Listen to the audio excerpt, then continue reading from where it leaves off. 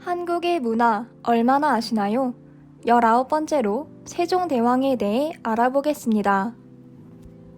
조선 제4대 국왕인 세종은 우리나라 역사상 가장 위대했던 임금으로 손꼽힙니다. 지극한 애민 정신과 민본 사상에 기초하여 세종은 한글 창제, 과학, 예술, 군사, 농경, 천문의 발달 등 조선시대의 르네상스를 이룩하였습니다. 1418년 6월 형인 양녕대군이 폐쇄자가 됨에 따라 세종이 왕세자로 책봉되었고 그해 8월 태종의 양위를 받아 왕으로 즉위하였습니다.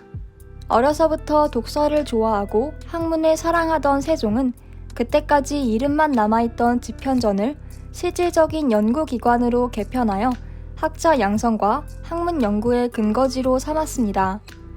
세종은 집현전 학자들을 동원하여 각종 편찬 사업을 주도하였습니다.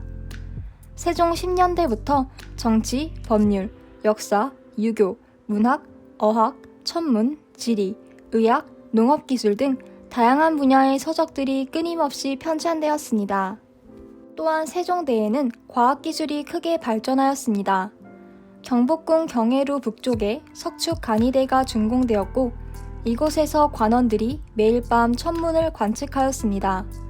간이대에는 혼천이, 혼상, 규표, 정방안 등 천체 관측 기구들이 설치되었습니다. 그리고 앙부 1구, 현주 1구, 천평 1구, 정남 1구 등의 해시계와 자경루, 옥루 등의 물시계가 제작되어 보다 정확한 시간을 알 수 있게 되었습니다. 또한 세종은 국토를 확장하고 국경을 튼튼히 하는 데에도 소홀히 하지 않았습니다. 최윤덕에게 명하여 타저강 일대의 야인들을 토벌하여 사군을 설치하고 김종서로 하여금 동북 변경 지방의 여진을 정벌하여 그곳에 육진을 설치하였습니다. 이종무에게는 왜구의 소굴인 대마도를 정벌하게 하였습니다. 세종의 업적 중 가장 빛나는 것이 바로 훈민정음 창제입니다.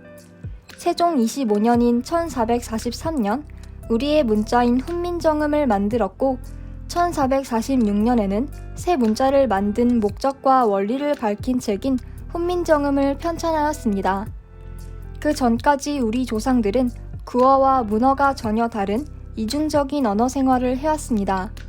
세종은 훈민정음 해례본에 나란만이 중국과 달라 서로 통하지 않으므로 어리석은 백성이 이루고자 하는 바가 있어도 제 뜻을 실어 펴지 못하는 사람이 많다. 내가 이를 딱하게 여겨 새로 28글자를 만드니 사람마다 쉽게 익혀 날로 쓰매 편하게 하고자 할 따름이다 라고 훈민정음 창제의 이유를 밝히고 있습니다. 훈민정음 해례본은 우리나라의 국보이자 1997년 유네스코 세계기록유산으로 지정되어 그 가치를 전 세계적으로 인정받고 있습니다. 그 외에도 세종은 국가 제례에 사용되는 나악을 정리하고 정대엽, 보태평을 비롯한 대곡을 작곡하는 등 우리만의 음악을 만들고자 노력하였습니다. 그동안 여러 고질적인 병에 시달리던 세종은 결국 1450년 세상을 떠났습니다. 세종이 승하한 뒤 세종의 비 소원왕후가 묻혀있던 광주 헌릉에 합장되었다가 1469년 경기도 여주의 영릉으로 옮겨와 지금까지 이곳에 잠들어 있습니다. 32년의 재위 동안 수많은 치적을 남겨 조선은 물론 한국사를 대표하는 최고의 성군으로 칭송받습니다. 그가 성군이 될 수 있었던 까닭은 정치적 소양, 넓고 깊은 학문적 성취, 역사와 문화에 대한 깊은 통찰력, 중국 문화에 경도되지 않는 주체성, 의지를 관철하는 신념, 노비에게까지 미칠 수 있었던 애민의 마음이 잘 조화되었기 때문입니다.